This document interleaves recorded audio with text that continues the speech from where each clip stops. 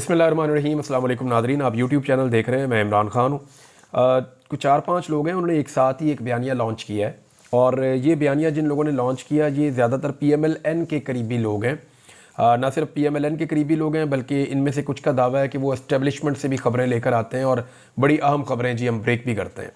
अच्छा, बयानिया बड़ा अजीब है और उस बयानिए में ये दावा किया गया कि मोहम्मद बिन सलमान जो सऊदी अरब के क्राउन प्रिंस हैं, कुछ ने डायरेक्टली ये कहा कि सऊदी अरब के ज़रिए से अमेरिका को अप्रोच किया गया और अमेरिका की जो आने वाली हुकूमत है यानी ट्रंप की जो इंतज़ामिया है उन्हें पहले से सऊदी अरब में ये कहा गया सऊदी अरब की जानिब से कि पाकिस्तान में जो इस वक्त मौजूदा रजीम है उसके मुकाबले में इमरान खान को कोई सपोर्ट ना की जाए, बल्कि जैसे पाकिस्तान में मामला चल रहे हैं उन्हें वैसे ही पाकिस्तान में चलने दिया जाए। ये दावा किया गया। फिर एक दावेदार ने यह भी कहा कि मोहम्मद बिन सलमान के छोटे भाई हैं उनका जेरेड कुशनर के साथ, जेरेड कुशनर जो है वो डोनाल्ड ट्रंप के दामाद है, वो कहते हैं जी उनके साथ कोई उनका कारोबारी ताल्लुक है और बड़ा अच्छा ताल्लुक है। तो ये बात ठीक है कि उन्होंने पैसा लगाया हुआ है और ये मुझे कुछ अमेरिकन ने भी कंफर्म किया कि उन्होंने पैसा लगाया हुआ और वो कारोबार में कोई शराकतदारी भी है। अब वहाँ पे उन्होंने ये क्लेम किया कि उनके ज़रिए से अप्रोच किया गया और उस अप्रोच के नतीजे में अमेरिका की जानिब से अभी कुछ खामोशी दिखाई दे रही है और ये खामोशी ऐसी नहीं है बल्कि बंदोबस्त कर लिया गया है और अमेरिका अब इमरान खान के साथ कुछ भी हो उसके ऊपर किसी किस्म की आवाज़ बुलंद नहीं करेगा। ये दावा उन लोगों ने किया है। अच्छा, ये दावा किस बुनियाद पे किया गया है इस पे मैं अभी बात कर लेता हूँ, लेकिन इस पे मैंने अमेरिका में रब्ता किया और जो ओवरसीज़ पाकिस्तानी अमेरिका की आने वाली हुकूमत के साथ रब्ते में है उनसे मैंने पूछा और उन्होंने कहा जी पाकिस्तान में ये खबरें लॉन्च हो रही हैं और ये कहा जा रहा है कि MBS वाला चैनल इस्तेमाल हुआ मोहम्मद बिन सलमान वाला और डोनाल्ड ट्रंप को टच किया गया और उसके नतीजे में अब नतीजा ये निकला है कि डोनाल्ड ट्रंप पाकिस्तान के अंदरूनी मामलात में या ख़ास तौर पे जो इंसानी हकूक़ के मामलात हैं, जो इलेक्शन के मैंडेट का मामला है या जो जुल्म और ज़्यादती पाकिस्तान में इस वक्त पाकिस्तान तहरीक इंसाफ या इमरान खान के साथ हो रही है, इस मामले पर डोनाल्ड ट्रंप मुकम्मल तौर पर खामोश रहेगा। ये पाकिस्तान में दावा किया जा रहा है और इसके लिए इस्तेमाल किया गया है सऊदी अरब का चैनल। तो इस पे उन्होंने जो है मेरे जो सोर्सेज हैं अमेरिका में उन्होंने हंसना शुरू कर दिया। उन्होंने कहा जी मुमकिन नहीं है। तो मैंने कहा जी इस वक्त जो खामोशी अभी चल रही है इसके पीछे क्या रीज़न है? तो उन्होंने कहा जी कि काफ़ी एपिसोड हो चुकी है और अभी जो फाइनल पैगाम पहुंचाया जाना था पाकिस्तान में वो पहुंचा दिया गया है। यानी पाकिस्तानी एस्टेब्लिशमेंट को जो पैगाम दिया जाना था वो पैगाम दे दिया गया है और बड़ा संजीदा पैगाम है, उसके ऊपर आप अमल दरामद होता हुआ देखेंगे। तो मैंने कहा जी पैगाम क्या है? उन्होंने कहा जी पैगाम ये नहीं है कि यहाँ पे किसी की हुकूमत गिरा दें या किसी की हुकूमत बना दें, हम भी इसके खिलाफ हैं, लेकिन जो गलतियाँ जो बाइडन के दौर में हुई हैं वो गलतियाँ अब नहीं होंगी और जो इंसानी हकूक़ की खिलाफ वर्जियाँ हो रही हैं या जो इमरान खान के साथ जुल्म और ज़्यादती हो रही है वो जुल्म और ज़्यादती का सिलसिला उन्होंने कहा जी रुक जाएगा। अब ये दावा है एक तरफ से जो अमेरिकन पाकिस्तानी है उनका कि जनाब मैसेज पहुँच गया है और बड़ी डेवलपमेंट्स आइंदा 20 दिन के अंदर हो जाएंगी। दूसरी जानिब से जो दावा है वो पाकिस्तान के अंदर चंद सहाफ़ियों का है, उनका दावा है कि सऊदी अरब को इस्तेमाल करते हुए अमेरिकन को कंट्रोल कर लिया गया है। ये कंट्रोल कैसे किया जा सकता है इसके अंदर हमें इस पर बात करनी पड़ेगी। ख्वाजा आसिफ साहब ने एक रहनुमाई की है, अगर उस चीज़ को आप देखें तो फिर आपको एक सवाल और आपके जहन में पैदा हो जाता है। ख्वाजा आसिफ का ये कहना है कि तमाम इंटरनेशनल रियासती ताल्लुकात में सौदेबाजी दो तरफा होती है, यानी इंटरनेशनल ताल्लुकात जो भी होते हैं या जो भी काम शाम होता है वो सौदेबाजी होती है और ये दो तरफा होती है, मुफ्त में इमदाद नहीं की जाती। अब आगे उन्होंने सवाल किया कि इमरान खान क्या सौदा कर रहा है, वो इन ममालिक को रिलीफ और इक़्तिदार के बदले क्या बेच रहा है। अव्वल तो बात यह है कि इमरान खान साहब का किसी भी मुल्क के साथ कोई रब्ता नहीं है, वो जेल के अंदर बंद है, उनका तो अपनी फैमिली के साथ रब्ता नहीं हो रहा, वो अपने बच्चों से रब्ता नहीं कर पा रहे, तो वो अमेरिका से रब्ता क्या करेंगे। दूसरी बात यह है कि क्या इमरान खान साहब ने अपनी पार्टी को कोई इंस्ट्रक्शन दी है? इमरान खान दे ही नहीं पाते। वजह यह है कि इमरान खान साहब की जितनी भी मुलाकातें होती हैं उन तमाम मुलाकातों के अंदर ऑडियो और वीडियो रिकॉर्ड होती है। इमरान खान साहब अक्सर कैमरे की तरफ मुंह करके बात भी करते हैं।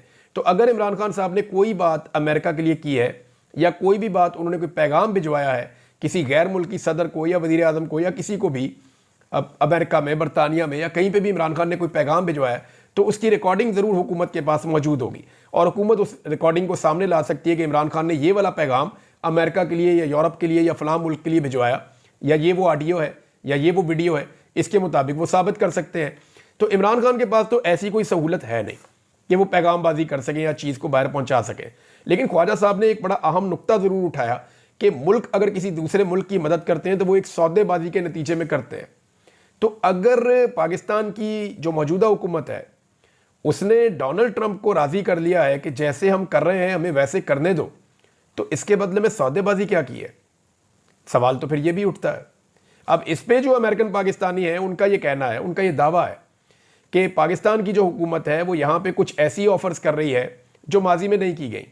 मिसाल के तौर पे जो ऑफ़र की गई है कि इसराइल के मामले पे, कश्मीर के मामले के ऊपर, ईरान और अफगानिस्तान के मामले के ऊपर अमेरिकन पॉलिसीज़ के मुताबिक पाकिस्तान अमल दरामद करेगा। लिहाजा ये ऑफ़र की गई है और इसके बदले में मांगा गया है कि इमरान खान के मामले में किसी किस्म की मुदाखलत अमेरिका ना करे, हम जैसे चाहते हैं जैसे कर रहे हैं हमें वैसे करने दिया जाए।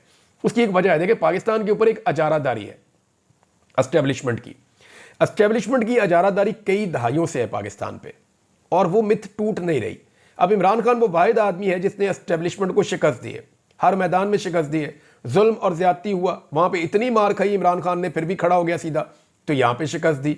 फिर इलेक्शन के मैदान में शिकस्त दी, मकबूलियत के मैदान में शिकस्त दी, बयानिए के मैदान में शिकस्त दी। हर मैदान में इमरान खान ने पाकिस्तान की एस्टेब्लिशमेंट को शिकस्त दी है।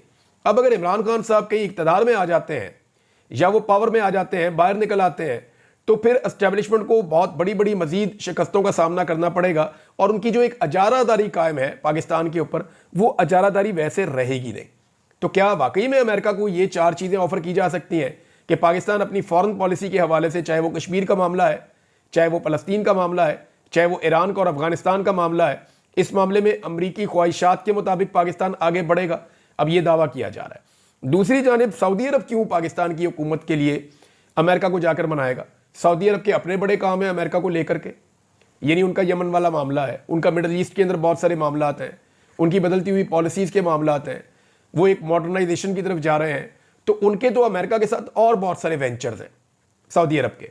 तो सऊदी अरब पाकिस्तान की मदद क्यों करेगा अमेरिका के मामले में? अमेरिका को जाकर क्यों समझाएगा और क्यों लॉबिंग करेगा पाकिस्तान के लिए? वहां पे भी तो फिर कोई सौदा हुआ है ना। ख्वाजा आसिफ खुद कह रहे हैं कि जहां पे भी कोई मदद करता है तो किसी सौदेबाजी के नतीजे में करता है। हमने माजी में एक ही सौदा देखा है अभी होते हुए, और वो रेकोडिक का है। रेकोडिक के बारे में बहुत सारे दावे हैं। अगर आप बहुत महदूद दावे पे भी जाएं या आप सबसे कम कीमत भी लगाएं तो $100 अरब से बड़ा तो ये है रेकोडिक का मंसूबा।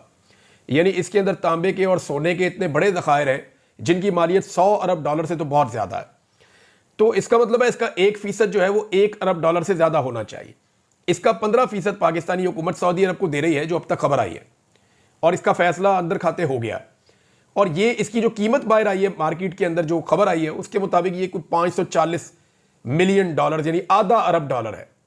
आधे अरब डॉलर के अंदर 15% दिया जा रहा है, जिसकी मालियत अगर आप कॉमन सेंस से भी लें तो आपको $15 अरब से ज़्यादा की बनती है। तो $15 अरब से ज़्यादा की चीज़ क्या पाकिस्तान को आधे अरब डॉलर में दे देनी चाहिए? ये एक सवाल है। ख्वाजा आसिफ के सौदेबाजी वाले बयान से ये सवाल मेरे ज़हन में आया। इसका जवाब ख्वाजा आसिफ दे सकते हैं या पाकिस्तान की गवर्नमेंट दे सकती है। अगली खबर है नाजरीन इमरान खान साहब के हवाले से एक और। अच्छा, ये शहबाज शरीफ साहब को वसवसे आना शुरू हो गए, वो उन्हें क्यों आ रहे हैं इसको ज़रा समझें आप। शहबाज शरीफ साहब तारीफ़ें कर रहे थे कि जनाब फ़ौज ने हमें बहुत सपोर्ट किया है और मिलिट्री एस्टेब्लिशमेंट ने जैसी सपोर्ट अब की है ऐसी माजी में कभी नहीं थी। ये तो बात सच है। यानी मिलिट्री एस्टेब्लिशमेंट ने किसी पॉलिटिकल पार्टी को इतना नहीं पीसा, इतना नहीं मारा जितना पाकिस्तान तहरीक इंसाफ को मारा है, और इतनी सपोर्ट किसी और इत्तेहाद को नहीं की जितनी ये PDM के इत्तेहाद को पाकिस्तान में सपोर्ट मिली है। और ऐसा रिग्ड इलेक्शन भी इससे पहले कभी नहीं हुआ जैसा ये अब हुआ है। 1971 में एक ज्यादती हुई थी, उसके बाद ये ज्यादती हुई है। अब शहबाज शरीफ साहब ने बीच में कहा कि बीच बीच में उनको वसवसे भी आते हैं। ये वसवसे आ नहीं रहे, ये इमरान खान साहब ने टेक्निकली काम ही एक ऐसा किया जिस पे इनको वसवसे आ रहे हैं। मामला ये है कि जब इमरान खान साहब के साथ मुज़ाकरात शुरू हुए तो इनके दिमाग में ये चल रहा था कि इमरान खान साहब मांगेंगे मैंडेट वापस। इमरान खान साहब कहेंगे 8 फरवरी का जो मैंडेट है वापस करो। वो ये कहेंगे कि जनाब फौरी तौर पे 26वीं आइनी तरमीम को वापस लो, आइनी बेंच को जो है वो फौरी तौर पे ख़त्म किया जाए, हमारी मखसूस नशस्तें हमारे हवाले की जाएं, सेनेट के इलेक्शन, बाकी चीज़ें। इमरान खान साहब सारी चीज़ें वो मांगेंगे जो उनके साथ ज़्यादतियाँ हुई हैं। लेकिन इमरान खान साहब ने ऐसा कुछ भी नहीं मांगा। उन्होंने 2 चीज़ें ऐसी मांगी जो हुकूमत दे भी सकती है। यानी इससे हुकूमत नहीं जाएगी, ना हुकूमत गिरेगी, ना हुकूमत को कोई खतरा होगा। नंबर 1 वो कह रहे हैं जी जो सियासी कैदी हैं उनको रिहा कर दिया जाए, यानी जो अंडर ट्रायल है उनको रिहा कर दिया जाए। उतना बड़ा प्रॉब्लम नहीं है, अदालतों के ऊपर से दबाव हटा दिया जाए तो वो बेल करवा के बाहर आ जाएंगे और वो आज़ाद फिरना शुरू कर देंगे, उससे हुकूमत नहीं गिरेगी, हुकूमत उससे गिरेगी नहीं, उससे इमरान खान साहब भी बाहर आ जाएंगे, हुकूमत नहीं गिरेगी। दूसरा जो इमरान खान साहब का मुतालबा है वो भी बड़ा जायज़ है। वो कहते हैं जी 9 मई के ऊपर और 26 नवंबर के ऊपर जुडिशल कमीशन बना दें। अब ये कमीशन के अंदर जो मेंबर्स होंगे वो तो हुकूमत ने मिलकर ही फैसला करना है ना, तो हुकूमत अपनी मर्जी के मेंबर्स लगा सकती है, अपनी मर्जी के TORs लगा सकती है, तो हुकूमत उसके अंदर भी कोई ना कोई रास्ता निकाल लेगी और वो इतना लंबा चला जाएगा वो इंक्वायरी में मामला, और कल को उसकी रिपोर्ट पब्लिक करनी है या नहीं करनी है ये भी हुकूमत की मर्जी है, तो उसको भी हुकूमत साल 2 साल लटका सकती है अगर चाहे तो इन दो चीज़ों में तो हुकूमत नहीं गिर रही। फिर घबराहट किस बात की है? घबराहट इस बात की है कि इमरान खान ने वो क्यों नहीं मांगा जो उसको मांगना चाहिए था। तो वजह यह है कि इमरान खान को यह बात समझ आ गई है कि अब उनके बाहर आने का वक्त हो गया है। पब्लिक में उनकी मकबूलियत अपनी मिराज के ऊपर है, वो अवाम के अंदर बेहद मकबूल हो चुके हैं, बल्कि पाकिस्तान के बाहर आलमी सतह पर भी उनकी मकबूलियत बढ़ती चली जा रही है। यहाँ पर मैं आपको एक डाटा और दे देता हूँ। दुनिया में जो सोशल मीडिया के सार्फिन है ना वो 5 अरब 22 करोड़ है। इतनी बड़ी तादाद है सोशल मीडिया को इस्तेमाल करने वालों की। अब इसमें मुसलमानों की एक बहुत बड़ी तादाद है। जो टोटल मुसलमान है दुनिया में वो 1 अरब 90 करोड़ मुसलमान है दुनिया में, यानी 190 करोड़ मुसलमान इस दुनिया में इस वक्त रहते हैं। अब सोशल मीडिया में इमरान खान साहब जो हैं वो 21वें नंबर पे हैं पूरी दुनिया में, और पॉलिटिशियन में पहले नंबर पे। जबकि इमरान खान साहब जो हैं वो मुसलमानों के अंदर जो बाअसर मुसलमान है पूरी दुनिया के अंदर 190 करोड़ मुसलमानों में 24वें नंबर पे इमरान खान साहब आते हैं। अब आप अंदाजा कर लें कि अल्लाह ताला जिस आदमी को मकबूलियत दे। इमरान खान साहब सिर्फ पाकिस्तान में नहीं पूरी दुनिया के अंदर मकबूल तरीन लोगों में से एक बनते जा रहे हैं। अब उन्हें यह पता है कि यह वक्त है बाहर आने का। अगर इमरान खान साहब अभी बाहर आ जाते हैं तो फिर वो हुकूमत को घुटने टेकने पर मजबूर कर सकते हैं। वो तहरीक चला सकते हैं, वो आइनी तरमीम के खिलाफ तहरीक चला सकते हैं, आइनी बेंच के खिलाफ तहरीक चला सकते हैं, वो मखसूस नशिस्तों के वापसी का मुतालबा कर सकते हैं, वो 8 फरवरी के मैंडेट की वापसी के लिए भी एक तहरीक चला सकते हैं। तो इमरान खान साहब दीवार के साथ हुकूमत को लगाने की कैपेसिटी रखते हैं, सिर्फ उनका बाहर आना जरूरी है। मेरे ख्याल में इमरान खान साहब ने अब यह फैसला किया है कि वो बाहर आएंगे, और वो बाहर कैसे आएंगे इसके बारे में हामिद रजा कादमी साहब ने बड़ी जबरदस्त बात की है। उन्होंने कहा जी इमरान खान साहब बगैर स्टाम्प पेपर के जेल से बाहर आएंगे। इससे पहले वाला जो तरीकाकार है ना वो स्टाम्प पेपर वाला है, गारंटियों वाला है।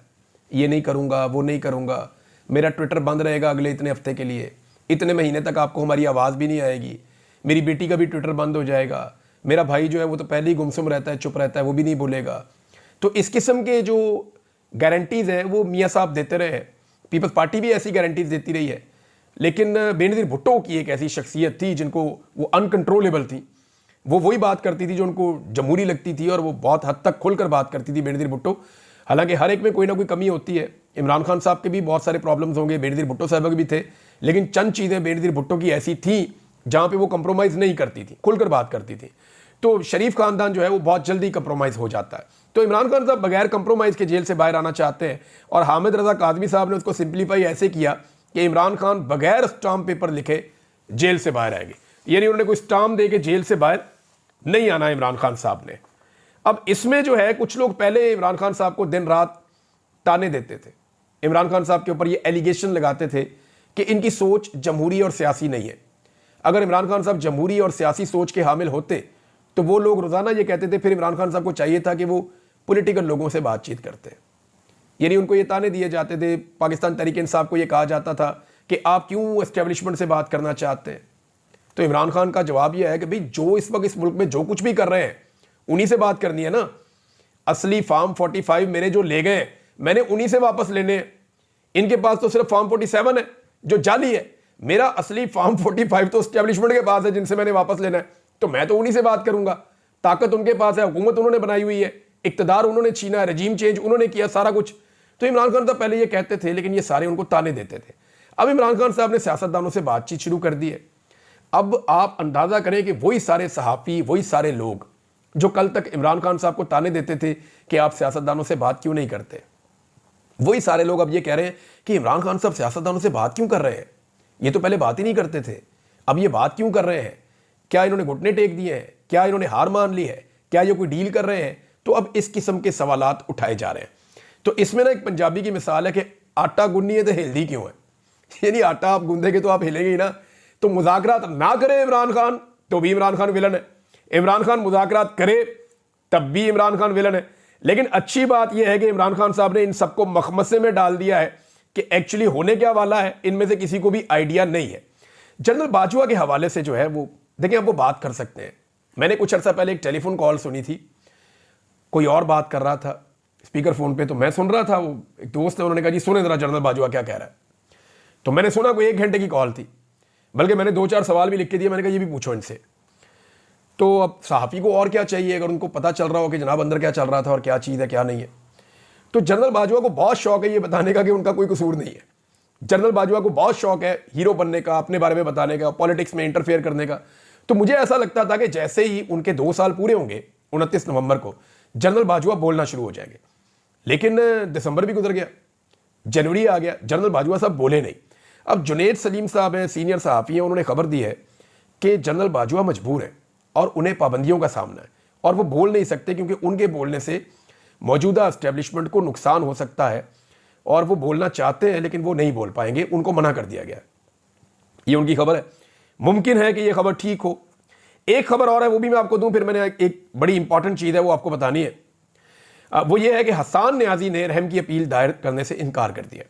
इमरान खान साहब के भांजे हैं और इनको भी प्रेशर दिया गया, इनके बहुत सारे दोस्तों ने मशवरा भी दिया कि आप रहम की अपील दायर करें, लेकिन ये हसन न्याजी साहब ने और उनके वालिद ने, उनकी वालदा ने, इन लोगों ने फैसला किया कि वो रहम की अपील नहीं करेंगे और फैसले का इंतज़ार करेंगे। बल्कि उनके वालिद ने कहा कि हमें इंसाफ चाहिए, हमें रहम नहीं चाहिए, हमें इंसाफ फराहम किया जाए।